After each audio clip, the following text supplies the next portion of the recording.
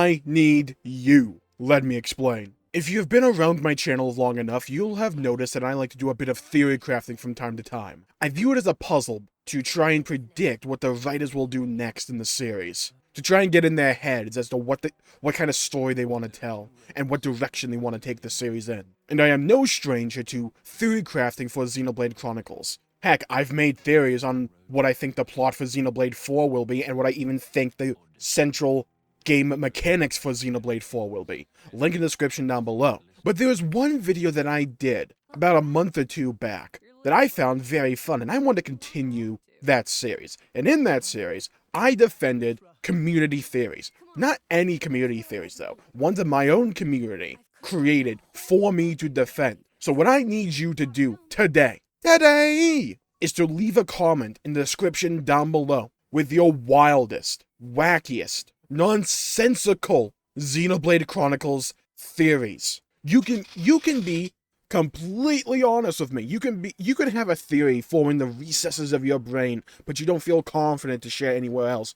Give it to me, and I'll use whatever Xenoblade knowledge that I've accumulated over playing pretty much every game outside of beating X to try my best to give a sincere defense for the theory. It could be a theory that makes absolutely no sense, like Shulk is actually Noah from Xenoblade 3. He isn't, but if you want me to, I'll defend it, and I'll try my best, my darndest, to defend it. May make a fool out of myself, but hey, would be pretty funny. And this is a video series that I want to continue into the future because I like community interaction. I like it when I'm able to interact with my audience, when I'm able to bounce ideas off of them, and vice versa. So if you have a theory that you genuinely think has some weight behind it, throw it over to me and I'll try my best to defend it and find whatever points that I can to make it work. Or if you just want me to look like an idiot, that's cool too. Now, why now though? Well, honestly, there's not much to theory craft anymore, at least not much that I haven't already.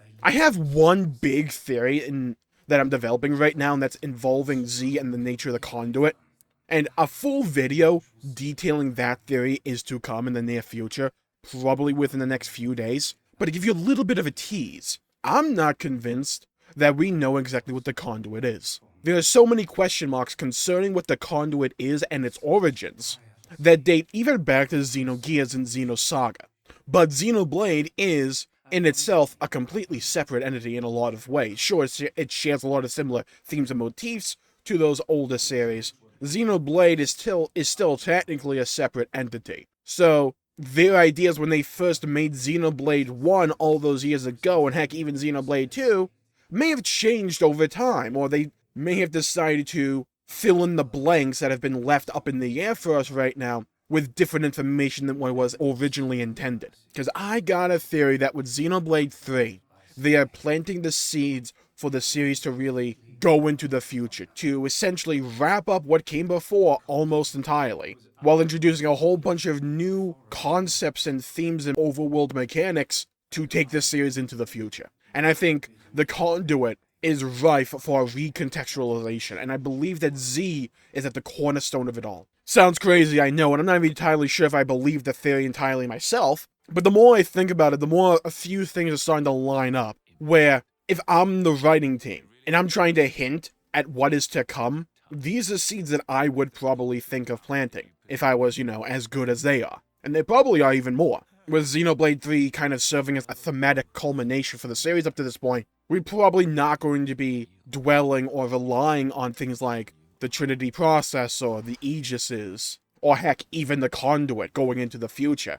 Xenoblade 3 already kind of bucked those trends in a lot of ways by introducing Origin and the dual worlds colliding with each other. And Mobius. Mobius, to me, is a symptom of a larger mechanic they're probably wanting to introduce into the series to drive it into the future. I really want to hone in on that idea and see if we can predict a major revelation that may come in Xenoblade Chronicles 4. Or, I'm talking out my butt, that's entirely possible, and probably is what it is. Now, I feel like Xenoblade Chronicles 3's DLC will give us a lot of insight into where they want to take the series from here on out. Will it be a prequel concerning the founders? And will it really just give additional context and development for the world of Ionios? Or will they take it a step further and introduce themes and concepts that they will take the series into the future with? Heck, is the DLC even a prequel at all? The main theme of Xenoblade 3 was moving into the future, and I have been kind of consistent on this issue where if you do a DLC stuck back in Ionios, you're kind of going against the main theme of Xenoblade 3, which is not to be hung up on the present, and Xenoblade 3's Ionios kind of represents that. Could also be a prequel in the form of the steps leading up to Origin. But either way, I feel like this DLC will begin to introduce more concepts that will be fleshed out and expanded on within the confines of a new mainline entry into the series, like a Xenoblade 4, for instance. But that's one of the main things I find fun about theory crafting, is just bashing your head up against this immovable wall, where there's a high probability you're going to be wrong. Let's be honest with ourselves. Heck, they could think a lot of the things that we are thinking, but as we get closer to the development of Xenoblade 4, or further along in the development process, they could just decide, hey, we want to tell a fundamentally different story than what we had planned originally. And that's fine.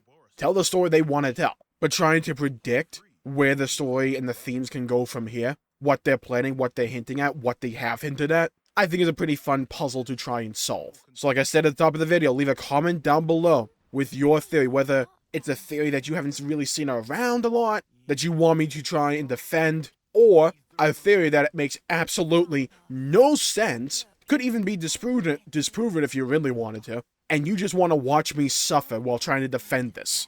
Go on ahead.